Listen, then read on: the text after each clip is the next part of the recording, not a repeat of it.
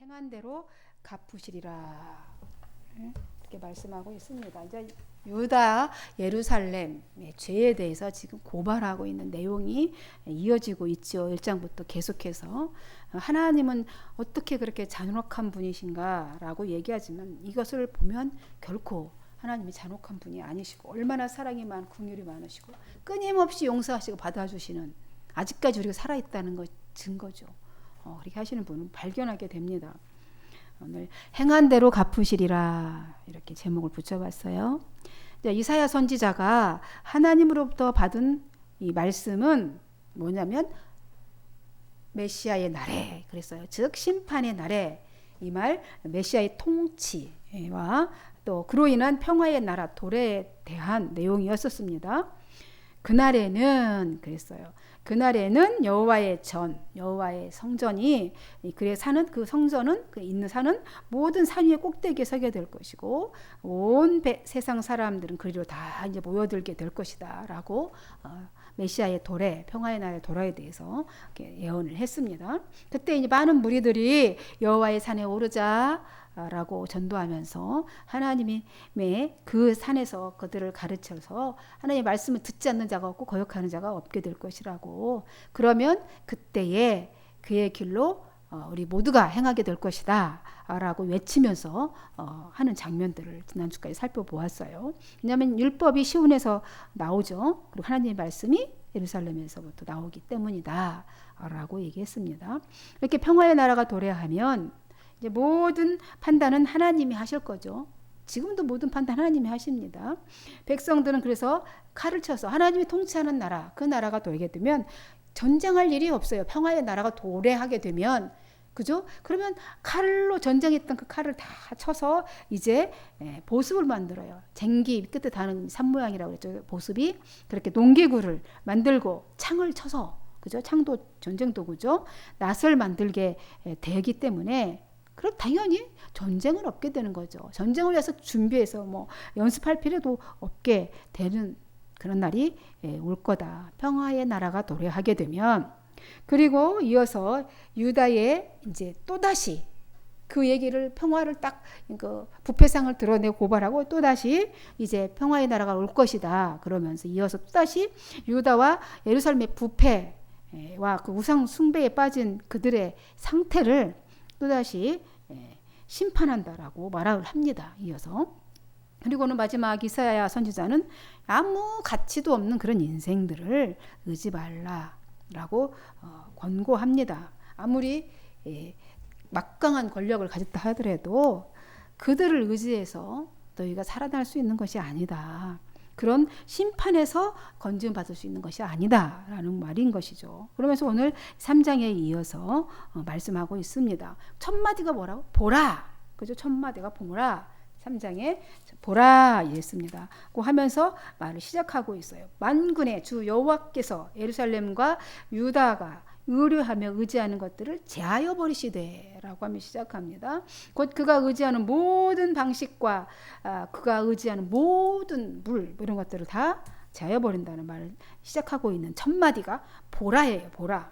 이 보라라는 말은 그것에 대한 보라 그러면 확실하다는 거예요. 확실성을 얘기합니다. 그리고 그런 시간이 지금 임박했다. 보라. 이렇게 지금 강조하기 위해서 표현된 말이죠. 보라. 앞에서 유다와 예루살렘에 대한 여호와의 심판을 예고한 것이 이제 얼마 안 남았다. 앞에 선포했잖아요. 심판에 대한 말씀을 했는데 그 심판을 예고했는데 그 심판의 날이 이제 얼마 남지 않았고 그 예언은 확실하게 성취될 것이다라는 것을 의미하는 강조의 어구로 보라 이렇게 사용한 거죠.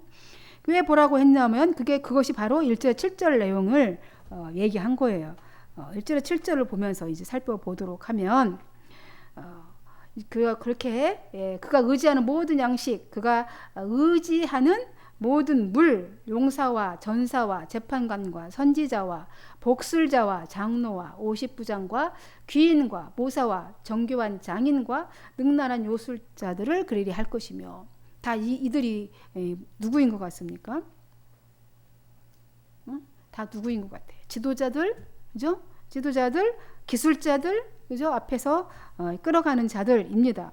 이 전등하신 이제 만군의 여호와께서 유다와 예루살렘의 백성들이 의지해 오던 이런 것들, 그죠? 다 이것들이 의지한 것들이잖아요. 리더들, 자기의 리더를 의지하고 선지자들을 의지하고 복술자들, 그죠? 의지하고 또 용사, 군인, 장수들을 의지하는 그들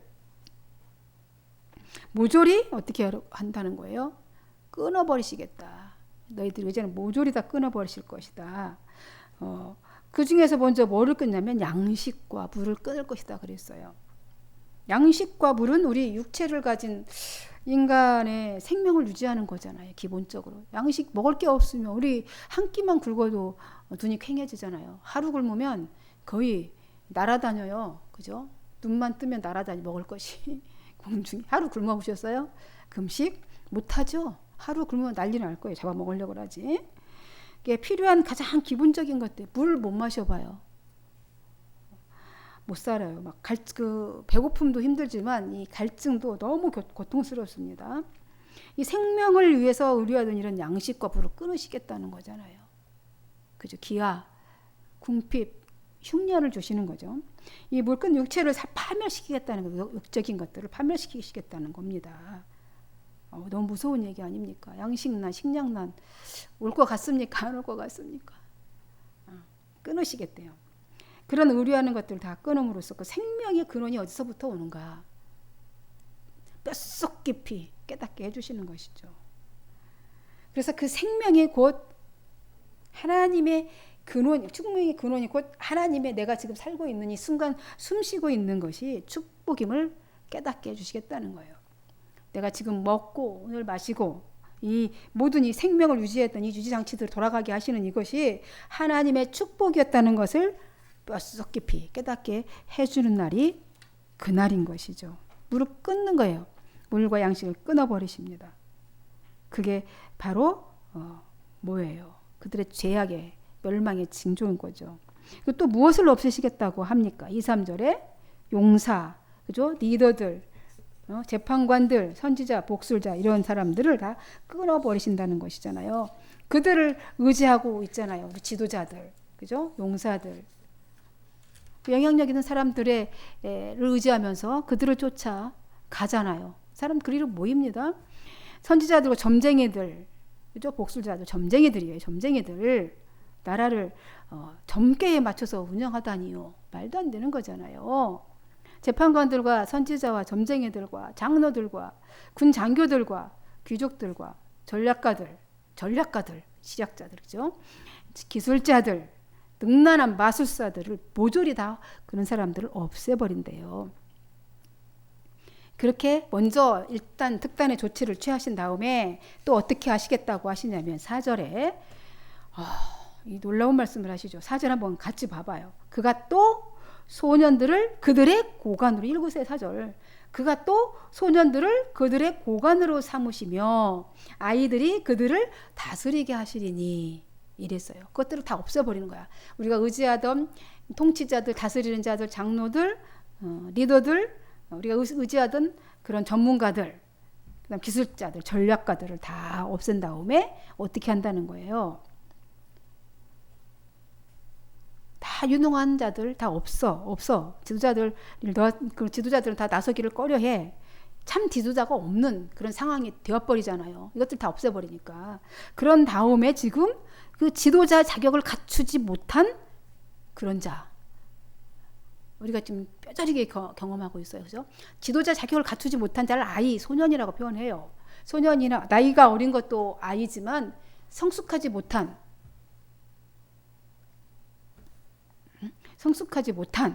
지도자가 되면 어찌 되겠습니까? 소년과 어린아이 충분한 훈련을 받지도 못하고 경륜을 쌓지 못하고 통치력도 없고 경험도 지혜도 없고 어떻게 서로 통합과 조화의 능력도 부족하고 갈등을 조정할 그런 능력도 갖추지 못한 그런 자가 리더가 되는 거예요. 다스린다는 거예요. 이런 상황이 되면 어떻게 되겠습니까? 그 무능한 통치력으로 온 나라를 혼란에 빠뜨리고 무능력한 국가로 전락시켜버리고 마르게 되는 것입니다. 그러니까 유능한 지도자가 없어져요.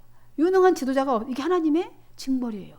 유능한 지도자가 없어지게 되면 가장 고통받는 것이 누구예요? 백성들입니다. 백성들. 지금 우리 대한민국 이런 사태를 겪고 있지 않나 싶습니다. 상식이 무너지고 사법부가 정치 세력으로 전락해버려서 국민의 신뢰를 잃어버렸어요. 그리고 종교의 이름으로 권력과 손잡고 자기 탐욕을 채우는 그런 정의도 공평도 없는 그런 시대를 지금 우리가 살아가고 있지 않나 싶습니다. 유능한 지도자가 없어요. 그렇게 어린아이가 유약한 여자가 다스리게 되면 어떻게 되는지 한번 봅시다. 첫째, 사회의 정의가 기강이 무너지게 되는 거예요. 5절에 그렇게 말씀하지 않습니다. 백성이 서로 학대해 각기 이웃을 잔해하고 아이가 노인에게 비천한 자나 존귀한 자에게 교만할 것이며 이랬어요. 사람들이 서로 억압하고 학대한대요. 지금 막 서로 싸움 하잖아요. 이렇게 유능한 지도자가 사라지면 사회 정의 기강이 무너지게 되면서 서로 자기가 잘났다고 내가 옳다고 그렇게 되고 이웃끼리 막 서로 싸워요. 그죠? 무슨 색깔, 이 색깔, 저 색깔 이렇게 하면서 젊은이들은 지금 정말 너무 이 말씀 보면서 제가 공감을 해요. 젊은이들은 노인네를 함부로 대해요. 양보도 안 해요. 요즘에는 전철 타면 양보 안 해요. 그런 지 오래된 것 같아요. 참 씁쓸하다는 생각이 들어요. 양보 잘 안 해요. 딱 이어폰 끼고 딱 핸드폰 보면서 쳐다보지도 않아요. 그러니까 노인네들은 아예 그 칸에 타지도 않고 저쪽으로 다 한쪽으로 아예 서요. 혹시 젊은이들에게 피해될까 젊은이들 눈치를 보는 거죠. 그리고 함부로 대하면 대들고 비천한 자가 고귀한 자를 무례하게 하고 이거 그러니까 이 질서가 없어지는 거죠. 무례하게 하고 그러니까 도덕적인 가치관이 몰락하게 되는 현상이 생기게 돼요. 유능한 지도자가 없게 되면 그렇게 없애버린다는 거잖아요. 자중 질환이 일어나는 거예요. 이렇게 통치자가 바로 서지 못하면 그리고 둘째로 책임감도 애국심이 있겠어요, 없겠어요. 이런 그런 지경이 되면 무능한 지도자가 있게 되면 책임감도 애국심도 없어집니다. 6, 7절에 그렇게 말씀하고 있어요. 혹시 사람이 자기 아버지 집에서 자기의 형제를 붙잡고 말하기를 네게는 겉옷이 있으니 너는 우리의 통치자가 되어서 이 폐허를 내 손 아래에 두라. 네가 다스려라. 이렇게 얘기를 하는 거죠. 그날에 그가 소리 높여 거절하는 거예요. 나는 고치는 자가 되지 않겠다. 내 집에는 양식도 없고 또 의복도 없으니 너희는 나를 백성의 통치자로 삼지 말라. 거절해버려요. 옷 한 벌이라도 네가 있으면 네가 통치자 해라. 이게 말이 됩니까? 네가 그나마 나보다 형편 나으니까 하라는 거잖아요. 한 명은 그렇게 얘기하는 거예요. 너는 몸에 그래도 옷에 걸칠 옷 한 벌이라도 있으니까 우리 지도자가 되라. 형님이 막 이러면서 형님 하면서 그래서 이 혼란의 사태를 수습하라는 거예요. 혼란 사태를 네가 수습해라. 이 폐허 속에서 우리 지금 이 기가 막힌 이 현실 속에서 우리를 좀 일으켜 다오. 이 사태를 해결할 자가 형님밖에 없소라고 합니다. 근데 그런 단호하게 거절하잖아요. 소리 높여. 이 어림없는 소리 하지 마라. 지금 내가 할 수 있는 일이 아무것도 없어. 난 못해. 내 집에도 벌써 음식 못이 다 떨어졌고 없어. 그러니 나를 지도자로 막 세우려 그런 짓 하지 마라. 이렇게 하는 거죠. 책임 안 지려는 거예요. 애국심도 없어요. 지금 천만 다행인 그래도 책임지겠다는 사람이 있어서 다행이기도 하죠. 아무도 멸망하고 있는 이 예루살렘을 위해서 책임지고 일하려는 애국심 있는 사람이 없다는 것입니다. 나라를 구하겠다라는 마음이 없어. 그렇게 불타는 이 애국의 마음이 없어요. 병든 또 힘든 백성들을 치유하고 회복시키려고 나서는 사람이 없다는 거예요. 모두가 다 책임을 회피하고 의무감도 없어. 양심도 없어. 그냥 자신의 안일무사만을 생각하고 내 이익만 생각하고 그 멸망하면 나라지. 멸망의 시기만 기다리고 있는 기막힌 모습이 바로 예루살렘이라는 거예요. 하나님의 백성, 하나님의 선택한 민족이 그렇다는 겁니다. 이 죄악에 가득 찬 이스라엘 민족, 유다 민족이. 그리고 세 번째, 가치관에 이 리더가 없으면, 유능한 리더가 없으면, 이 어린아이 같은 리더가 서게 되면 가치관이 혼돈이 와요. 그죠? 가치관에 혼돈이 오고 영적인 권위가 붕괴된답니다. 어린 자들이 백성을 다스린다는 것은 인간의 영혼에 대한 어떤 그런 게 없어요. 어린 경험이 없으니 살필 수도 없는 거죠. 그래서 영적인 영혼에 관한 권위를 떨어뜨려요. 그런 처사를 합니다. 그죠? 영적인 얼마나 존귀한데 무속에 백성들을 빠뜨리면 되겠습니까? 뭐 엄청난 지금 뭐 어느 시사 프로에서 점집이 그렇게 성행한답니다. 뭐 리더가 그렇게 하면 다 그러는 거죠. 뭐 몇집 건너 뭐 지립이 타로집이 뭐 쭉 있고 뭐 이게 무슨 유행처럼 그렇게 가득한 이 나라가 되었어요. 나라가 불안하니까 그런 것들에 의지하는 겁니다. 그런 처사가 있게 된다는 거예요. 가치관이 혼란이 온 거예요. 인간은 나이가 들면서 영혼이 성장하잖아요. 점점 우리가 나이 먹어가면서 좋아지는 것도 있어요. 나빠지는 몸은 늙어서 쭈글쭈글해지니까 좀 속상하죠. 외모는. 그러나 그 격은 올라가는 거예요. 지적 수준도 높아지는 거고. 권위가 그래서 생기는 거예요. 나이가 들어간다는 거는 권위가 구축되는 겁니다. 근데 예루살렘은 이런 노인들의 영적인 권위를 인정하지 않는 사회가 되었다는 겁니다. 이 세계적으로 이런 분위기인 것 같아요. 노인들이 이제 전면에 나설 수 없는 이제 시대적인 변화가 돼버렸어요. 지혜와 경륜을 멸시하는 시대가 된 것입니다. 오늘 성경이 지금 그것을 지도자가 없기 때문이다라고 보는 겁니다. 어리석은 어린아이 같은 통치자가 통치를 하게 되면 이런 현상이 일어난다는 거예요.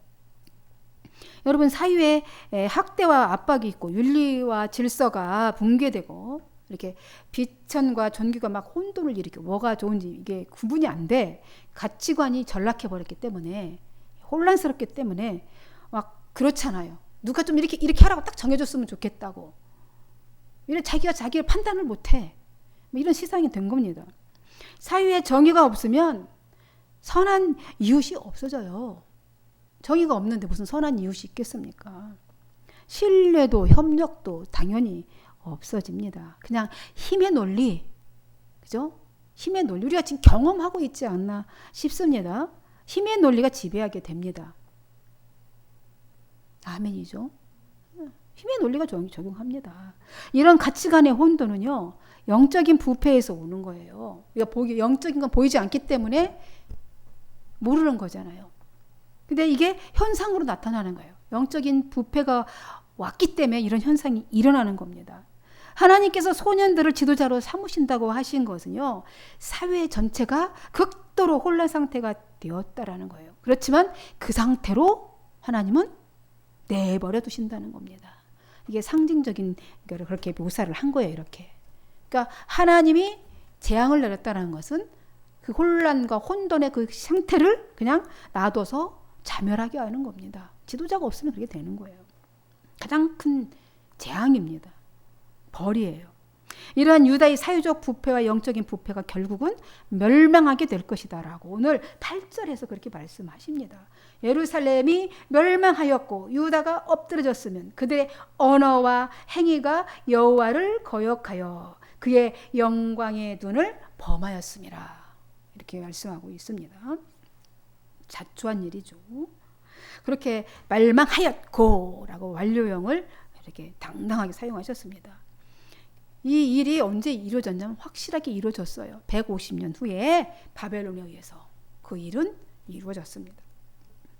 멸망한 까닭이 뭐라고요? 그들의 말과 행동으로 주를 거슬려서 반항하고 하나님을 모독했기 때문이다.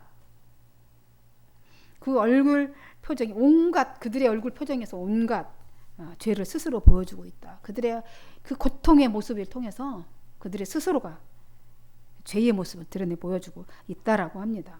소돔 사람들처럼 자기들의 더러운 죄악을 숨기지도 않고 그냥 떠벌리고 다니니까 무서운 재앙이 임할 것이다. 그들은 그 시대 150년 전 후에 이제 그 멸망이 일어났는데 그 당시 그렇게 예언자를 통해서 하나님이 말씀하시고 보여주시고 하셨는데 그들은 전혀 그 말씀에 반항하고 무시하고 떠벌리고 다니면서 무서운 재앙이 임할 것이다 이렇게 말해도 듣지도 않습니다. 그들이 스스로가 자초한 일이다라고 얘기합니다. 하지만 하나님은 멸망만 말씀하시지는 않으십니다. 그런 혼돈의 세상 속에서도 이제 믿음으로 사는 자들이 있을 거 아닙니까? 다 죄인은 아니잖아요. 그래도 의롭게 사는 자들이 있는데 그들에게는 약속의 말씀도 주십니다. 10절에 그렇게 말씀하셔요. 너희는 의인에게 복이 있으리라 말하라. 그들은 그들의 행위의 열매를 먹을 것임이니라 말씀합니다. 그 너희에게는 복이 있다. 의인에게는 복이 있다. 왜냐하면 너희가 행한 의로운 일에 풍성한 보답을 받아서 큰 기쁨을 누리게 될 것이기 때문에 그렇다는 겁니다. 그렇게 선포하래요. 선지자에게. 그리고 악인에게는 반드시 재앙이 임할 것이다. 그리고 말씀을 선포하라는 것입니다. 자기 자신들의 손으로 저지른 행위대로 대가를 그대로 받게 될 것을 이사야 선지자를 통해서 주님이 말씀하시는 것입니다. 그러나 하나님은 진노 중에서도 긍휼을 베푸십니다. 죄악 덩어리인 그들을 뭐라고 부르십니까? 오늘 12절 보니까 참 놀랍습니다. 내 백성이라고 표현합니다. 내 백성이라고 그래요. 아무리 내 자식이 꼴보기 싫은 짓을 해도 내 자식이잖아요. 내 자식, 내 백성이라고 합니다. 그 진노 중에도 내 백성을 학대하는 자는 아이요 다스리는 자는 여자들이라 이랬어요. 내 백성이여 내 인도자들이 너를 유혹하여 내게 다닐 길을 어지럽히느니라 이렇게 말씀합니다. 내 백성 다스리는 자는 여자 아이 통치하는 자는 아이래요. 학대하는 자가 너희 백성 내 백성을 학대하는 자가 아이래. 그러니까 통치자가 있는데 겁도 많고 아이처럼 유약하고 어리석다 이 말입니다. 그 자가 또 폭력까지 해서 어리석게 학대합니다. 그 여자들 다스리는 자는 여자들이래. 그래서 여자들의 특징이 뭐예요? 소심하고 막 감정이 기복도 심하고 그런 약한 유약한 그런 자가 너희를 다스릴 것이라는 것이죠. 이런 지도자들이 아마 너희를 그렇게 인도해서 이끌고 가서 빗나간 길로 패망의 길로 멸망의 길로 몰고 갈 것이다라는 겁니다. 하나님의 애통의 감정, 그죠? 애통의 감정과 또 정죄의 그 엄숙한 선언이 오늘 이 12절까지 보니까 동시에 내포되어 있는 것을 보게 됩니다. 여러분, 이제 우리도 상황이 이 상황이 우리의 지금의 상황과 그다지 별반 다른 것 같지는 않습니다. 그래서 우리는 지금 정말 유능하고 정말 하나님의 영에 감동된 지도자가 필요합니다. 그죠? 절실히 필요합니다. 하나님께서 이 나라를 붙들어 주시려면 우리 한 사람 한 사람을 붙들어 사용하시지만 정말 유능하고 통찰력이 하나님의 영에 감동된 자가 이 나라를 다스려야지 소망이 있습니다. 그를 위해서 기도하시고 행한 대로 갚으시는 오늘 하나님의 그 말씀이 우리 심령에 깊이 박혀서 우리의 삶의 모습 하나하나를 통찰하는 그런 한 주간이 또 되었으면 좋겠습니다. 기도하겠습니다. 하나님 감사합니다.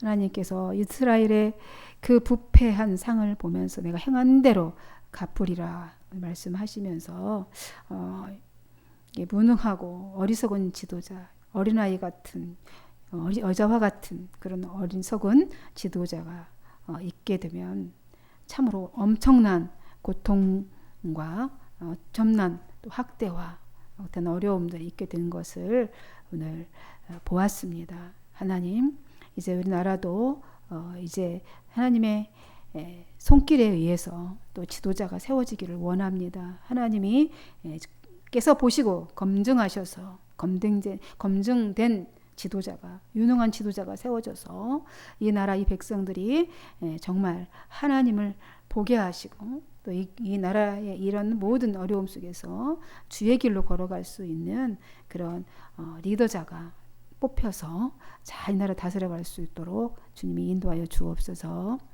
감사하고 예수님의 이름으로 기도하옵나이다. 아멘.